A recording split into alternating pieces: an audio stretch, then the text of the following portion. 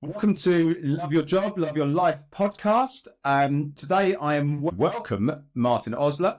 Welcome to the podcast, Martin. James, pleasure to be here. And so Martin is a Chief People Officer at Johnston, Carmichael, which is an accountancy firm across the UK. My understanding is based in Scotland, right? But offices across the UK. That's absolutely correct, James. Yes. Perfect. And today we are, and something I haven't talked about on the podcast so far, so I'm really excited because today we're going to talk about leadership development. Leadership development is something that's really close to my heart, having been a leader and fell in love with leadership development probably some 15 years ago, and have developed my own skill sets around it over the last 15 years, with the roles I've had in TA. But we're going to be talking about leadership development from a slightly different lens today, because as we all talk, we've talked about it before around engagement and the impact of leaders have in the world of engagement. And, I love the stats that people don't leave an organization, they leave a leader. So, and leadership development is something that it's not necessarily overlooked, but it's making it really impactful in the organization, which is the most powerful thing from my perspective. So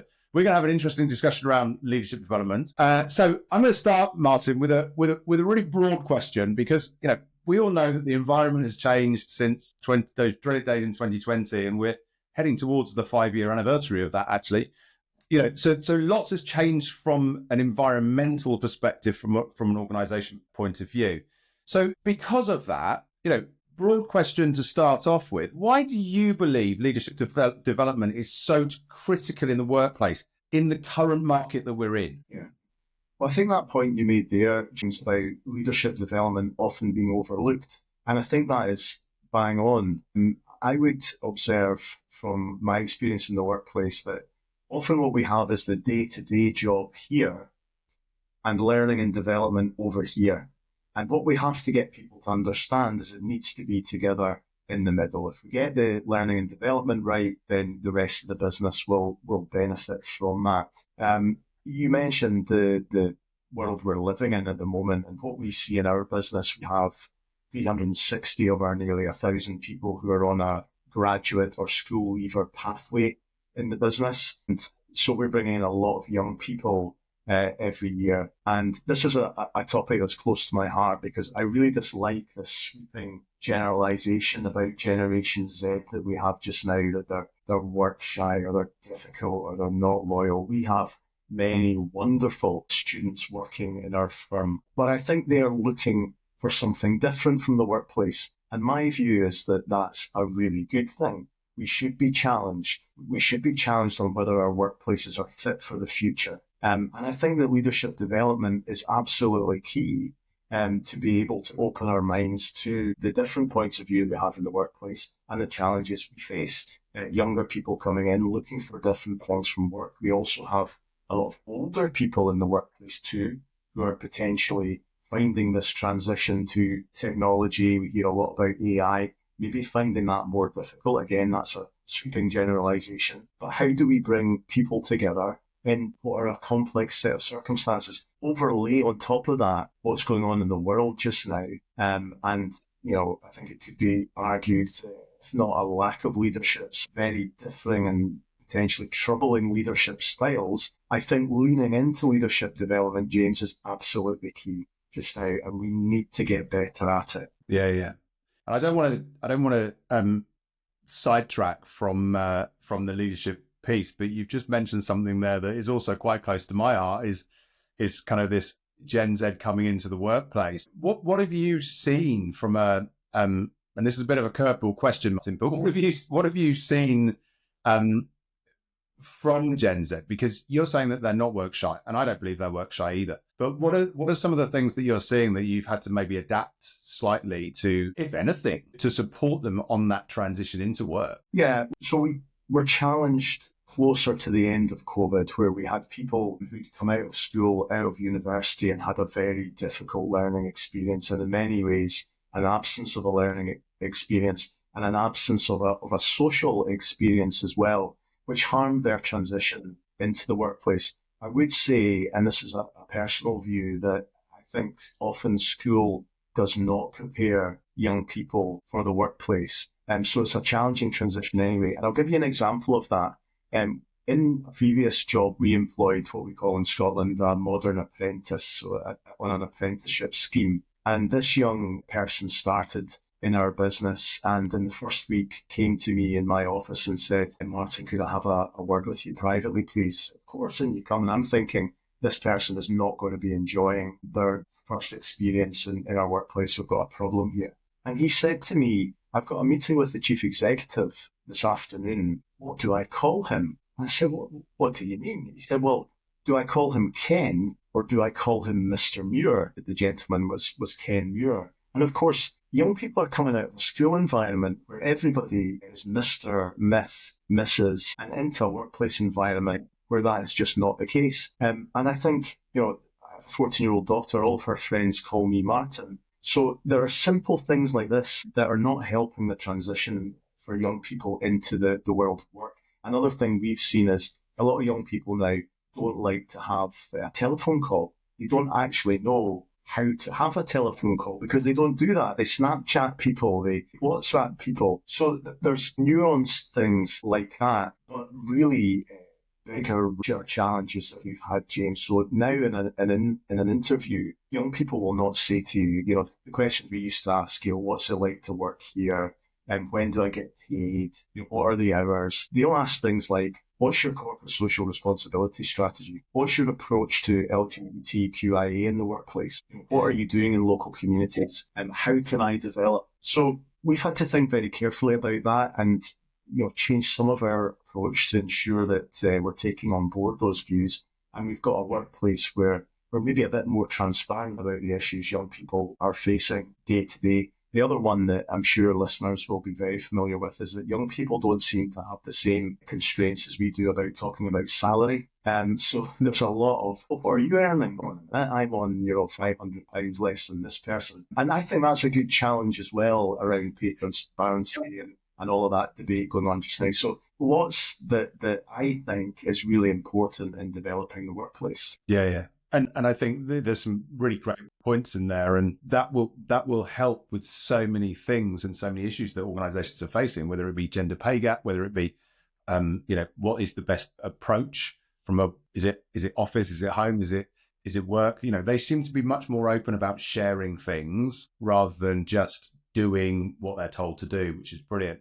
Now, look, we digress a little bit, but actually it's quite important because with what are we now? With 5 generations of workforce 5 generations in the workforce, potentially across an organization. You said you're hiring the young talent. You've obviously got talent that is heading towards retirement as well, where you are, that you mentioned. So when we think about that from a leadership perspective, it becomes even more critical. And I've always said that being a leader or being a manager, and I know there's a difference, but being a leader is probably the hardest job in an organization because you've got so many things that you're having to juggle and having to actually deal with. And added with the complexity of changing dynamics of generations in an organization. So leadership development can often be, and I've seen multiple programs in the past, Martin, that are, you question, is this leadership development or is this just training? What is it? But how can we develop something? Because I know lots of organizations are thinking about this at the moment. How can we develop something that is, that's kind of engaging, it's new, it's refreshing for leaders to go on that isn't the regurgitated stuff that's been around for years, especially when we think about what we've just talked about there with this ever-changing world of generations, of the way we work, of technology, of all these things that are happening that we're trying to keep on top of.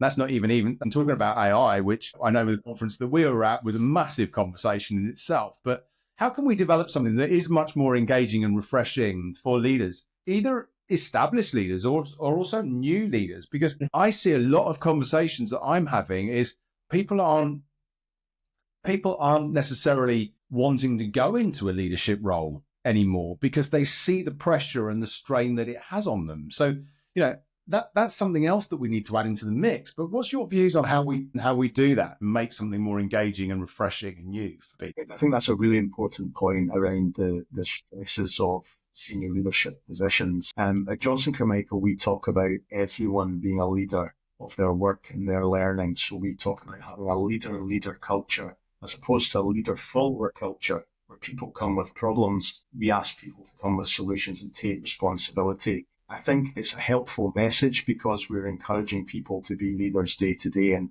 we don't differentiate. We don't say, when you become a director or a partner of this accountancy firm, suddenly you're a leader. We've worked really hard to bring in leadership programs for line managers. A lot of younger people in the workplace come in, suddenly they find themselves line managing 8-person or 2 people who may be of a similar age, on a similar trajectory, or even older. And how do I do that? What am I supposed to do? Simple things like, how do I manage absence? How do I have a difficult conversation, which is the big one that I think most people struggle with. The other thing we've done is we've developed an in-house leadership program, which is now Masters accredited by the University of Strathclyde Business School.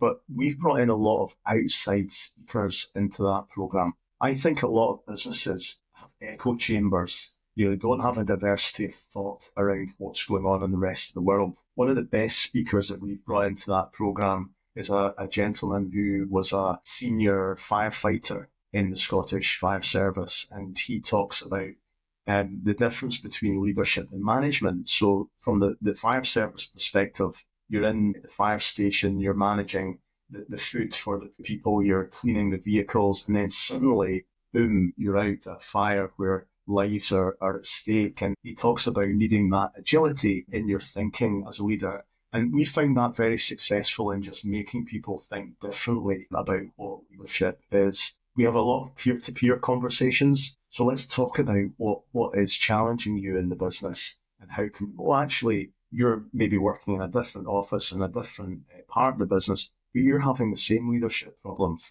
So how can we work together? So I think to make things more engaging, we have to stop making leadership seem like this dark art that only certain people understand. And it is incumbent upon senior leaders like ourselves to, I think, listen to other viewpoints, because no leader knows everything about leadership, and we can all learn all the time. Yeah.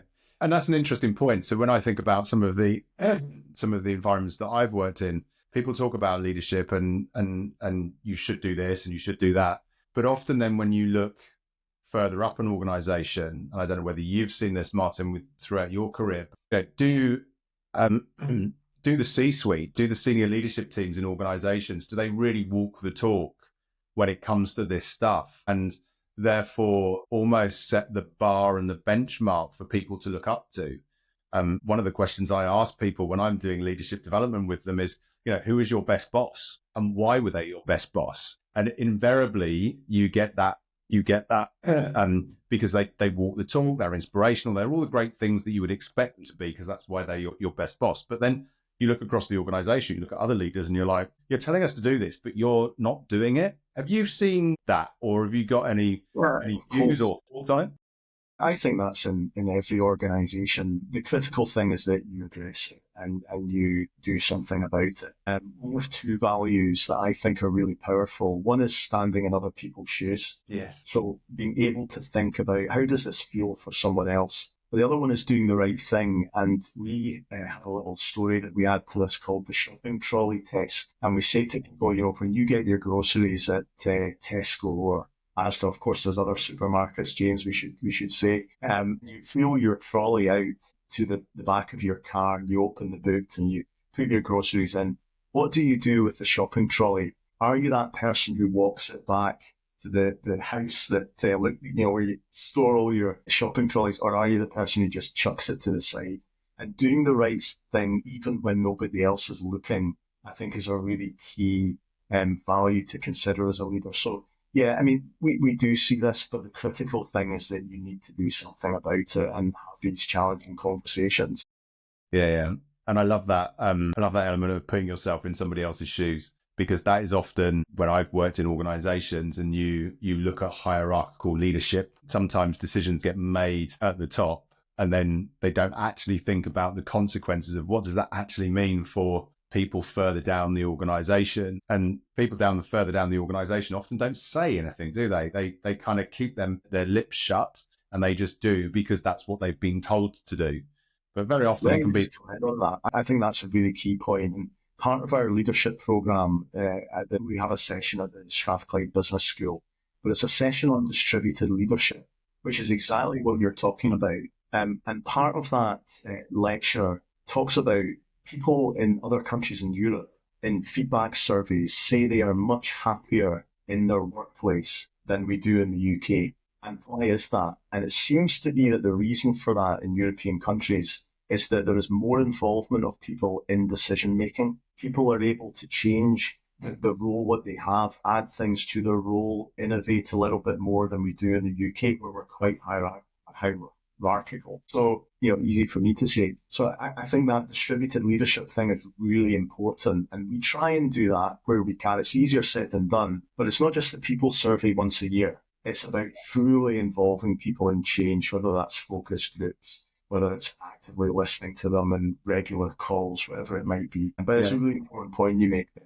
Yeah. And when you look at that, Martin, people talk about leadership qualities, they talk about leadership behaviors, and they talk about leadership competencies. They talk about, there are a whole host of different things that you can talk about when it comes to leadership. But in your mind, what are some of the most powerful leadership behaviors that you've seen or that you strive for the Johnston Carmichael to achieve in the work that you're doing? Big one for me, if not the most important one, is accountability. One of the people I worked with earlier in my career who made a big impression with me was a gentleman who'd been a sergeant major in the British Army and served in the Falklands. And the thing he said was that whatever happens in my team, the buck stops with me, and I will be accountable for that. And I think you see a lot in the workplace. I'm sure this will resonate with everybody who's listening, watching this. People who just shirk being accountable. So people like to be responsible for things.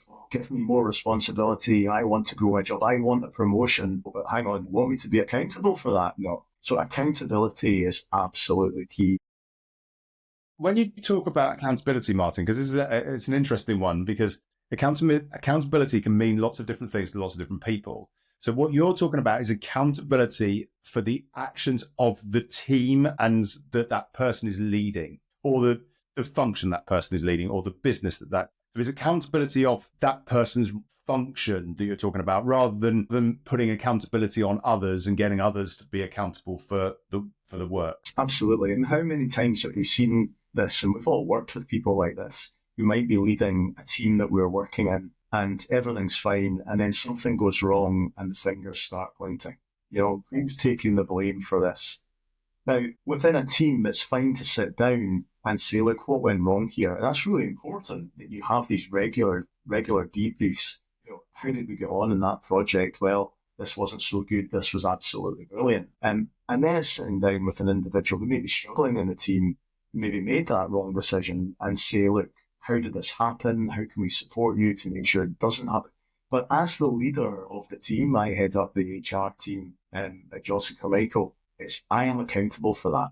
If something goes wrong that harms the business, I am accountable. And I think there are loads of examples, particularly in the public sector, where I've worked as well, where boards don't understand that concept of the Nolan principles that is in the public sector, of accountability, of good governance and accountability, that actually, as a director of a company, as a partner in a company, as a board member, you could be legally accountable. Yeah. I'm legally accountable, for example, for how we manage our visa process. At Johnston Carmichael, we have a lot of employees who come in on visas. If we mishandle that process, I could be legally accountable with the government for that, the Home Office. So, yeah, it is senior people stepping up and saying, I'm accountable. I take responsibility for this. Yeah. And I think were you going to go and say something else before I interrupted you around accountability? Can't remember what it was. Oh no, it was other things that are important in leadership, because we've got what we call I flippantly, well, maybe not flippantly, I call it our wheel of good fortune. And it's a wheel that has our values in the centre. It has the 4 quadrants of our balanced scorecard on the outside. And in the centre, it has our 8 behaviours that we expect to see from everyone in the firm. The leader culture I mentioned. One of those is well-being and diversity. That as leaders, we have to look after. Of course, you and I talked a lot about this, James, and at the conference we were at recently, there was some really moving conversations about well-being. But, our own well-being, first of all, and I think there's accountability for that, but also what's going on in our team. Diversity, when we talk about diversity, it's not just diversity of background and circumstance, diversity of thought. that we're listening to different perspectives. We also talk about collaboration. Openness is another thing that's really important, quality of work. But I think for me, that accountability piece and then looking after your team, the well-being, diversity, I would put right up there. Yeah. And it's a very tricky thing to do sometimes, well-being, because often people don't want to share that they're struggling. Often people don't want to be, talk about where they are in their life, maybe what's going on in their personal life that could be affecting them. And so you've got to really have this openness, and that's one of your values, but openness, trust, and this psychological safety that enables people to be able to put their hand up. And, we've, as you said, we saw a few people talk about it at the conference, and subsequently, I've spoken to numerous other people as well, and they've all said that they've hit burnout, they've hit issues, they've hit mental health problems. But in actual fact, the last person to ever know about it is usually the person that they work for, because you hide it, you mask it, and it used to be talked about a lot around men's mental health, Martin, but it's becoming more and more apparent that it's all mental health, irrelevant of gender. So it is something that's really difficult to manage and to get right. Because there's a lot of trust that needs to go into that to be able to have that conversation with somebody. Huge amount of trust. It's a societal challenge in the UK as well. I mean, we know that we're not a nation that has been good at sharing those sorts of conversations.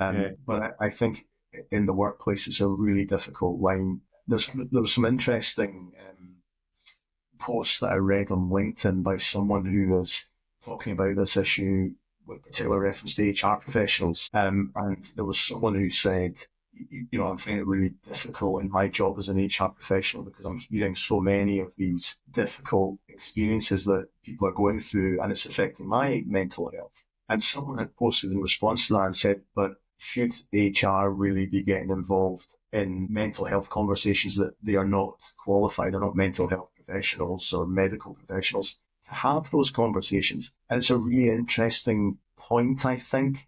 It's a fine line in a business between supporting someone to get the help they need and straying into areas that you're actually not qualified to talk about and could make problems worse. And when you talk about leadership, I think that this is something that all leaders have to have at the top of their inbox just now, how we manage this within our businesses. And again, it's the tone from the top. If you're open, we have some senior people in our firm who spoke about their mental health challenges as part of World Mental Health Day, and it was hugely powerful and made a big difference. I think people in the firm thought, well, if they can talk about these problems, if our leaders can talk about this, then we can too. Yeah, and it's a huge topic, and we could probably talk about it.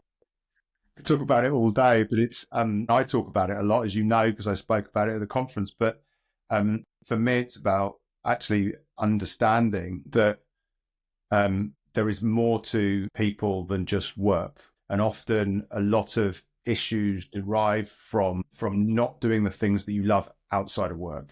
Because again, it's a societal thing and it's a very British thing that if someone says, oh, have you got time to do this? We all say, of course I have. Of course I have. We're not very good at going, well, in actual fact, had you asked me 2 hours ago, I would have said yes. But we're only half an hour away from the end of the day and I've got a run planned tonight that I'm going to go and do. So I'm really sorry. I can't do it for you tonight, but I'll do it for you tomorrow morning. Is that okay?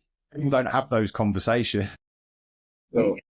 Actual fact, if they did have that conversation, they would probably do a better job the following morning, having taken the time to go and do what they love and therefore set themselves up for the following day. But I think this takes us back to that Generation Z conversation as well, because one of the things that is kind of thrown at that generation is they come in at 9 and they leave at 5. But if they're leaving at 5 because they're going to the gym or they're going to play a sport or they're going to the museum or to the cinema with their friends, whatever it may be, spending time with their family, and as you say, they're coming back the next day refreshed and raring to go, is that a bad thing? And we need to, I think as senior leaders, if there's young people coming into the workplace saying, I don't want to work like you're working, I don't want that stress, then we need to ask ourselves, why is that?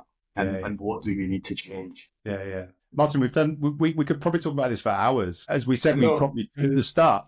There's one thing I want to ask you before we kind of, there's a few little questions I've got. Some of them will be very quick, but when we spoke before, you're doing something quite cool from a leadership development perspective. And I know you're taking your leaders away to have a whole day. Do you want to give a little bit of an overview of that? Because this is something that's different.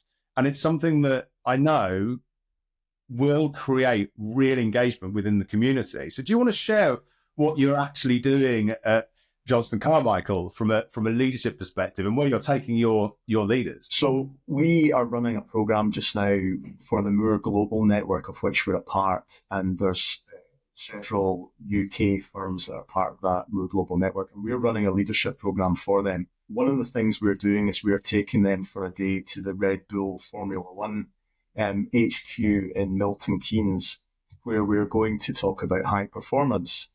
And that's interesting in relation to the wellbeing conversation too, James, because one of our partners challenged me at an event and said, but you're talking about high performance in the firm, Martin, but how does wellbeing come into that? And that's one of the things that we're going to address, where you only get high performance in professional sporting organisations, where there are also the downtimes built into that high performance, the peaks, the peak performance, and then the rest periods. So we're taking a group to the Red Bull headquarters, where you can hire their boardroom, and do a plug here for Red Bull. And we will have a tour, we'll have a speaker from the firm talking about high performance, and then we will have our own engagements around that. But I think, again, it's getting out of the workplace, different perspectives, thinking about things slightly differently that motivate leaders. And we don't do enough of that. Again, we're too busy in the day-to-day, and we need to make more time to think differently. Yeah. And the big, I say the challenge, the thing that we have to remember when we do these things is it's a great day or it's a great couple of days, but most importantly, what's the actions and what's the things that you take away from it, then you take back to the work, and then how do you follow up and embed those principles? Because that's often a big failure in organizations, that they do these great events, but they don't then follow through. And I know you will do this because we talked about it, but it's creating the action, it's creating the follow through that then embeds, which is really, really critical. We talk about self-reflection being the rocket fuel of leadership, reflection being the rocket fuel. And I think that too many leaders do not reflect. And that's probably, we talked about accountability, we talked about well-being, but reflection has to be up there as well. Yeah. Probably my final question. You can go into any major bookstore and you can go to the personal development section, and you can probably buy, I dread to think how many books on leadership, but there are probably thousands. This is something that's very close to your heart, Martin, I know, but who is it that you admire the most from a leadership perspective? And that doesn't necessarily have to have a book, but it's just, who do you admire the most and why? Well, I like that you've mentioned books, because I'll come on to that. This is a question I like to be asked, because I'm not somebody who really has a perfect leader that I admire. Why? Because I think that all of us are fallible. And remember, during COVID, we spoke about COVID there, James. So many leaders were elevated to this place, including in Scotland, where, there were these kind of magnificent leaders who were going to save the day. And then subsequently we found out that maybe they did have flaws. So, well, of course, surprise, surprise. And I think it's dangerous when we say, I admire this person, because you can often be, never meet your heroes, is that phrase, isn't it? You can often be disappointed. We have some brilliant leaders in our firm, our chief executive, Lynn Walker.